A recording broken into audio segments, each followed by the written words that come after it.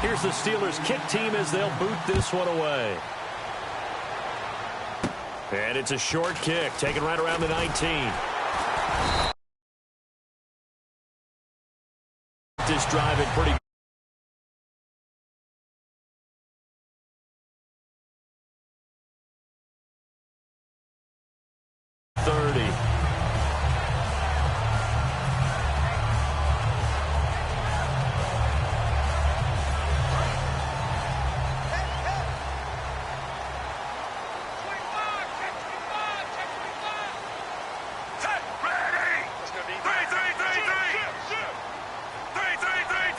Charles the lone setback.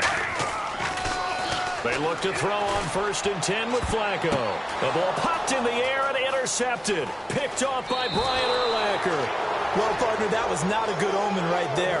The very first play from scrimmage, you just want to give yourself a nice, simple throw and hopefully get yourself into a rhythm. That is the last thing you're expecting. And now you put your defense in a tough spot right from the word go. They'll run with a backup. This is Williams. And he'll bring this one inside the 35. Just what you want on a first down run. Call it 8 yards. And it's 2nd and 2. First play of the drive. Let's give credit all around. Excellent blocking. But the guy carrying the ball, he was the finisher. A really nice run. Rodgers to throw on 2nd down.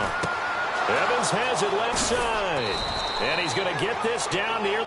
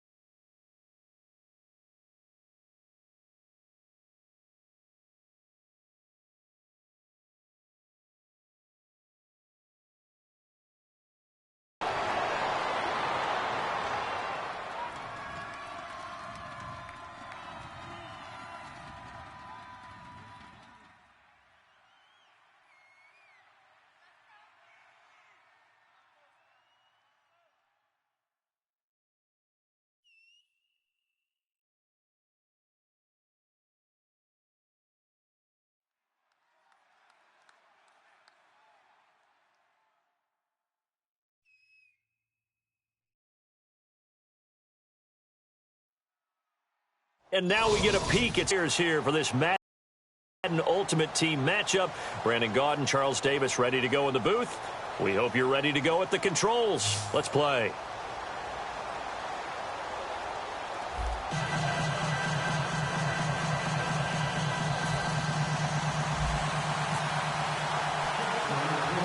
Set to go now on a beautiful sunny afternoon. And we are underway from Heinz Field. It's a short kick taken at the 15. And they're going to start this drive in pretty good shape as they get it up past the 30.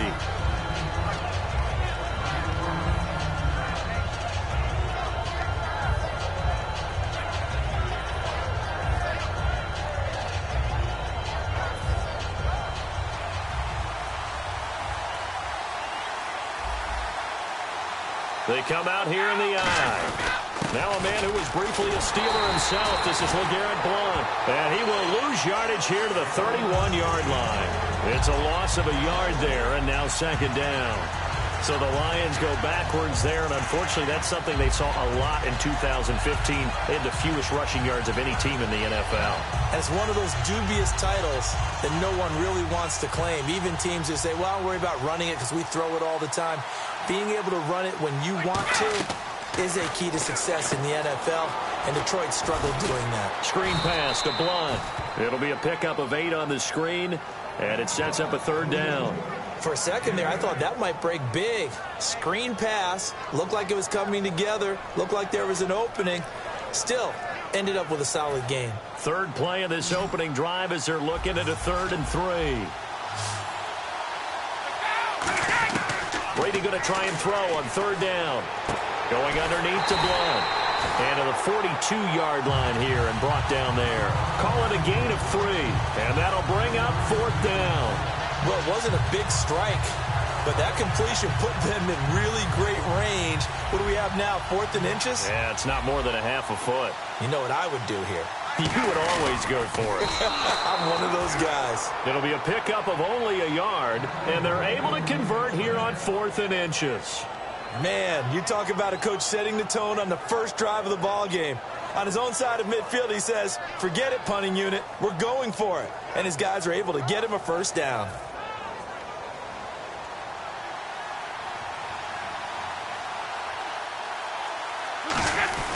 Brady gives now to Blount. And he's going to bull his way forward to the 48. 5 yards is the tally on first down. That brings up 2nd and 5. Offensive linemen love creating space for their guys carrying the ball. But when that guy also breaks tackles and creates extra yardage, they almost feel like he's one of them, and they really embrace him. Now Brady. He gets it to Sims, complete. And taking it across midfield and inside the 45. Partner, it's a lot of fun watching the NFL now, isn't it? Because when the big fella runs routes, it used to be when we were kids, he'd run about 3 different routes, and that was it. Now he can run anything and catch the ball, as we just saw there. Now a carry for Blount. And able to push his way forward here for a good little gain. It's a 7-yard carry to set them up with a 2nd and 3. And that looked like some pretty easy yardage there right up the gut. And he's a guy that has some height to him. So when you don't have to drop a shoulder or create or get through contact or trash, makes it a lot easier to stay upright, see the field, and make a run as we just saw there. And this time not quite to the 30. It'll be down at the 31-yard line. So many teams want to throw the ball in this situation nowadays, but I love watching a team that has enough confidence to go ahead and run the football in that situation. That's almost a tendency breaker. On 1st and 10, here's Brady. Out to the flat. That's complete to his running back. Only 3 there on the screen. It's 2nd down. And they're getting him involved early. You feel like they saw something on tape, or they just have a sense with him because he's had a good week of practice or something in that area that they want him involved, just as you said. They want him to touch it either in the running game or the passing game, but they must like the matchups they're getting. To throw is Brady. A right side catch by Crabtree. And they'll lose a yard that time, and that's going to lead to a 3rd down. They threw the screen to the perimeter, but to no benefit at all. Tackled behind the line of scrimmage for a loss of yardage. And Pittsburgh with 6 defensive backs in the game here on 3rd down. And he couldn't hang on to it through the contact. Incomplete. Now the Lions, they send out the field goal unit here. From the right hash, this from 45 yards away. And this one is right down the middle. And the Lions are going to take a 3-0 lead. And, Charles, they get the field goal. Took them a dozen plays, though. Work with me on this one. You know what I'm about to say, right? Bend but don't break. That's what came into play here for the defense. 12 plays were run at them. They only gave up 3 points. In a lot of ways, that's a win for the defense.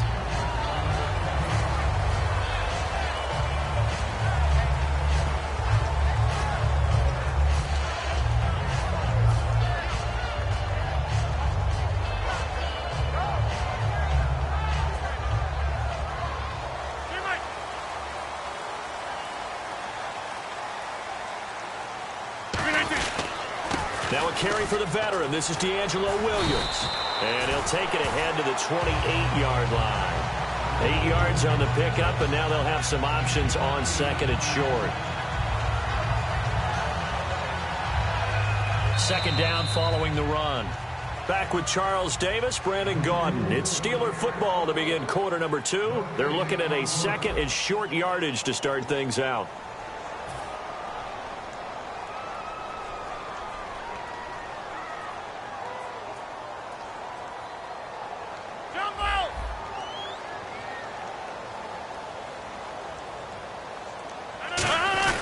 The fullback, Janovich, on the handoff. And he's able to get out to the 32, brought down there. Give him 3 yards and a fresh set of downs.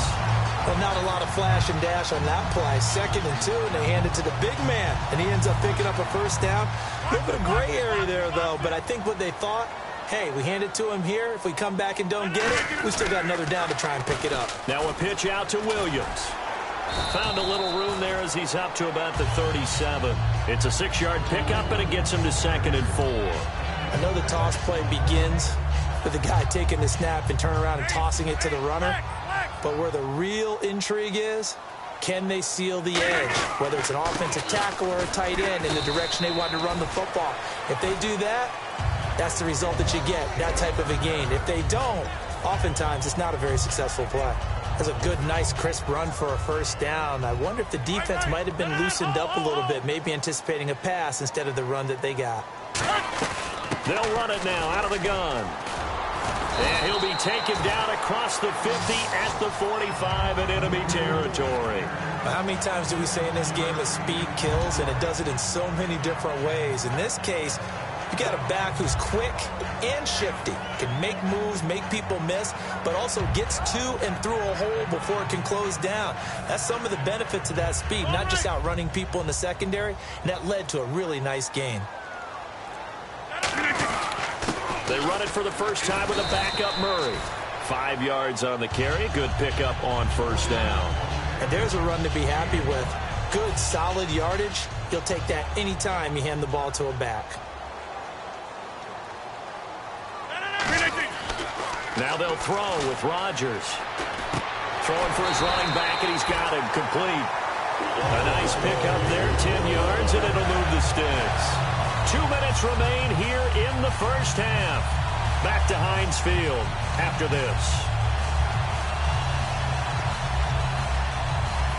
And the offense lining up 1st and 10.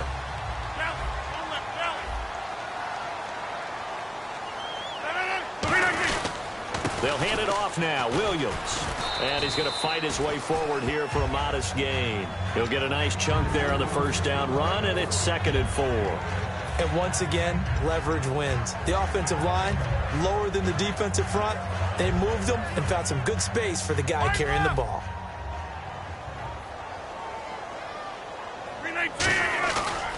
They keep it on the ground, but this time it's Murray. And he is going to lose yardage here. It'll be a loss of a yard, and that's going to lead to a 3rd down. All right, partner, despite my eating habits, I'm not big enough to play offensive tackle, nor am I quick enough. But with the defensive ends nowadays and their speed, those guys have to be able to punch and dance, and it's a tough, tough job to contain them. Rodgers going to throw. A good pickup there at 22. I don't care how many times you tell the story, it never loses its luster for me. Doug Baldwin, undrafted out of Stanford, and plays like a #1 receiver should in the NFL. I don't care how you cover him. I don't care that his size isn't great.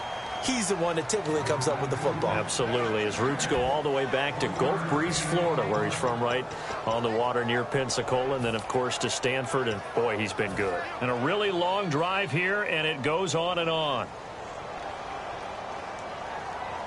Offense looks to punch it in here from the 1 on 2nd and goal. And this one will wind up with him losing yardage back to the 4-yard line. So he loses 3 yards there. Now 3rd down.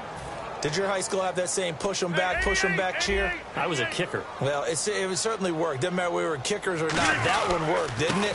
They pushed him back. And he's in. Touchdown, Pittsburgh. D'Angelo Williams taking it in from 4 yards out. And the Steelers have taken the lead.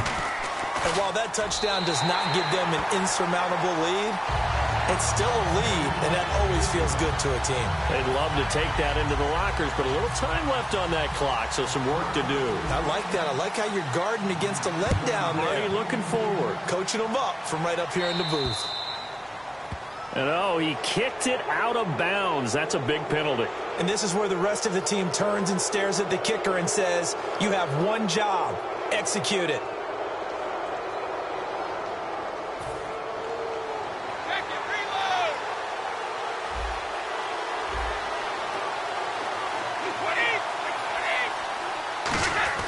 Brady now on 1st down. And it pops free. The collision there jarred the ball loose and brings up 2nd down. Normally, he's pretty reliable. Usually catches what's thrown to him. On that play, he simply dropped it. Marshall, the lone receiver on the left side. Looking back to the air on 2nd down. It's Brady. He's going to loft, and that's caught inside the 30. Now whistles come in. We're going to get a timeout here by the offense. It's just their first, so they'll have 2 remaining here before we get to halftime. And now a 1st down following that long gain. Throwing on 1st down is Brady. This one caught left side by Cooper. And taking it to the 15-yard line before he's brought down. Now hold everything here. We're going to get a timeout by the offense. So that means they're down to 1 remaining here as we head toward halftime. Blunt, the lone running back. Brady. To the left side and complete for Amari Cooper. 5 yards on the catch there. Brings up 2nd down. In recent years, the slot receivers really gained stature in the NFL because they can do so many things. Yes, they can line up wide like your normal wide receiver, but to have that kind of courage and toughness to run routes in the middle of the field and become dependable targets for their quarterbacks and move the sticks, those guys are worth their weight in gold. Brady to throw again. And that's complete to the right side. It's Marshall. And they'll lose yardage here. They go backwards to the 13-yard line. Now whistles come in. We're going to get a timeout here by the offense. And with halftime on the horizon, they'll be out of timeouts from here forward. Oh, that one got away from him. Short distance kick missed. No good. Way wide to the right. But a flag is down here, so hold on. Let's see what this is about. So even though it's 1st down, here's the field goal unit on now to try to get 3 before halftime. From the right hash here, should be an easy one. And Sturgis able to knock it through. So 2 quarters down, 2 remain. Charles and I return after the break. Welcome back. Halftime over. We are ready for quarter number 3. Alongside Charles Davis, I'm Brandon Gordon. So both teams have their marching orders, and we'll get going again here in quarter number 3. This is fielded a couple yards deep. And he's up past the 20 to the 22-yard line. The Steeler offense now with a football first here to begin the 3rd quarter. They have the lead. Now they'll be looking for some separation here as we begin the 3rd quarter. I like the way you term that because now I think they go a little bit deeper into their playbook. They like what they did in the 1st half. That worked okay. But in order to get the separation that you just talked about, change things up a little bit. Change your tendencies. Try and hit them a little bit more with some things they didn't see in the 1st half. Let's see if they do just that. Well, they haven't had a whole lot of success in the passing game here. Now, in the 2nd half, he's thinking, I guess maybe just take a shot deep. I think you're right. Almost looking for a bailout, isn't he? Can my receiver go up and make a big play for me? Can I create a penalty downfield, maybe pick up an interference call and get that yardage downfield? Anything trying to get going again, but you're right. He definitely took a shot. They'll lose a yard, and it brings up third. On offense, the guy that you want to have the best eyes on the field are your quarterback, so you can see everything pre-snap, and then, of course, as the play develops. On defense, oftentimes it's the linebacker, and on this play, his eyes took him right to... Nowhere to escape, and he goes down. Jabal Sheard in there to drop him for a 6-yard loss, and that'll lead to a 4th down. Here's Tressway now as the drive goes backwards, so he's on to punt it away. And here's a very low line drive, almost whiffed on it. Now Austin. Nice job bringing that one back. 14 on the return. And the Lions will have excellent field position here as they take over 1st and 10. A look at the offense now here, coming back out on the road for their first possession of the second half. They were able to get the stop defensively. Now a chance really to set the tone here in quarter 3. They can really take charge, can't they? And this is probably how it was drawn up at the half. I think we can go inside the locker room, all right? And I think we would see up on the grease boards, stop them defensively, get the ball back for the offense, and let's go downfield and score. Seems simple, right? The last part, we have to find out that's going to happen. But the first part went to perfection. Did exactly what they wanted, and now their offense has to pay it off. See if they can get the latter 50%. It's a pickup of 6 and good enough to move the chains. 2nd and 1 is often an invitation to take the big shot downfield. I bet the offensive lineman said, are you kidding? We just get on our backs and let's go get the first down. They love being physical. Now Blunt. Give him 3 on 1st down. It'll set up a 2nd and 7. I do know from experience that when you slow down someone's running game, you're not doing the dictating on defense. And guess what? Now you're getting ready to tee off on their quarterback because they have to throw it all the time. But you still have to be alert for the draws and other plays of that nature and make sure you don't get hurt. Antonio Gates, the veteran tight end, was the intended receiver, and it's 3rd down. Well, pretty good coverage there, and both of these defenses, they've had good coverage throughout this one. No doubt about it, and in today's NFL, where we're used to a bit more scoring, this feels almost like a well-pitched game in baseball on both sides, where the tension continues to build. Who's going to make the big play? Now Brady looking for Crabtree, and it's intercepted. Picked off by Jaleel Adai. And a big turnover there as his guys will get the football back.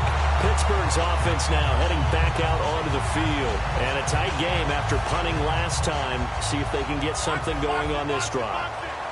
As they head to the field now, with the game this close, you've got to feel there's a sense of urgency for them going on offense right now. But they have to do it without letting panic creep in and affect their play. Yeah, give him 4 yards there. It'll be 2nd and 6. But they certainly got dented with that first down run. So now they've got to be back on their heels a little bit as a defense. And after the play on the ground, that brings up 2nd down here. They come out here in the eye. Now Rodgers throwing on 2nd down. He's just going to dump this one off to his fullback out of the backfield. A solid gain of 15 yards, and the sticks move.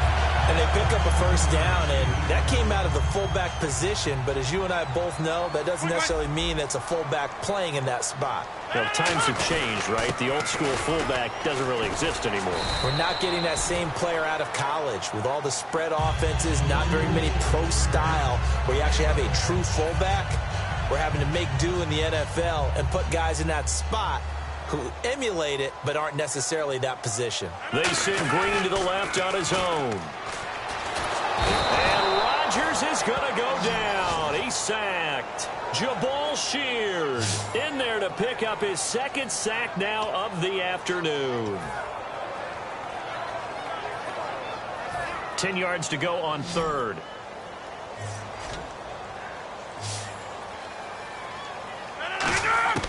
Throwing is Rodgers on 3rd down. He finds his man, Baldwin. And he's taken down, but not before he gets this into enemy territory across the 40. So after that big gain, let's see what else the offense has up its sleeve. They'll run it now out of the gun. And he'll be taken down after a minimal pickup, and that will take us to the end of quarter number 3. Back now in Pittsburgh. This one's still anybody's ball game. It's a 1-point difference here as we begin the fourth quarter of play.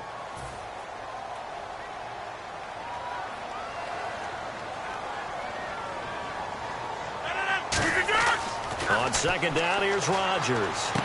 Oh, he's got a man wide open, complete. 17 yards on the pickup there. The drive will continue. It's a first down. That was a nice completion on an out route, and those types of plays are the result of arm strength by the quarterback and timing by the receiver. They'll try and run down some clock with Williams. Credit him with a 1-yard gain there to make it 2nd and 9. Partner, we know today's NFL is really built around the guy throwing the football. But these short runs, they still pay dividends because they can take their toll on a defense, and they can add up as the game goes along. You control the clock, you control the ball, and that way you often control the game. That is caught right at the 10-yard line. And he's going to take it in for a Steeler touchdown. A.J. Green, an 18-yard touchdown grab. And the Steelers find a way to stretch their lead. And it's up. It's good. Our score, 14-6.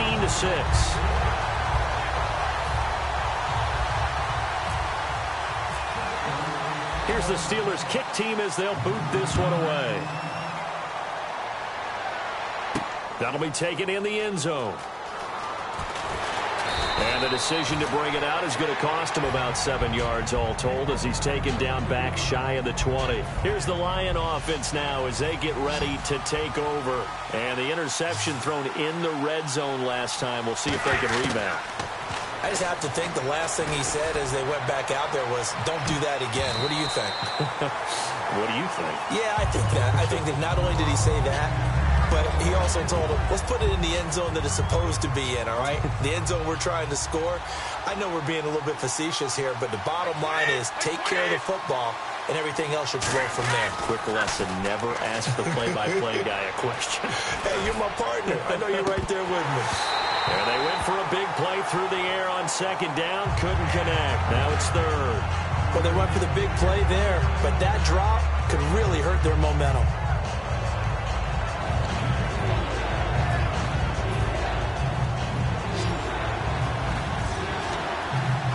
And it looks like we've got a dime set here defensively. 6 DBs in the game.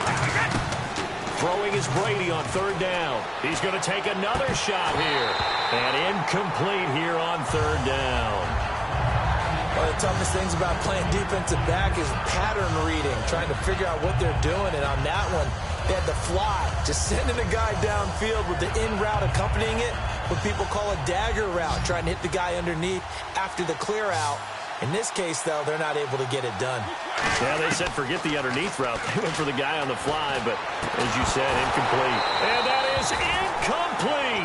Boy, it looked like he had it and dropped it. And, boy, possession here turns over with the football already being in the red zone.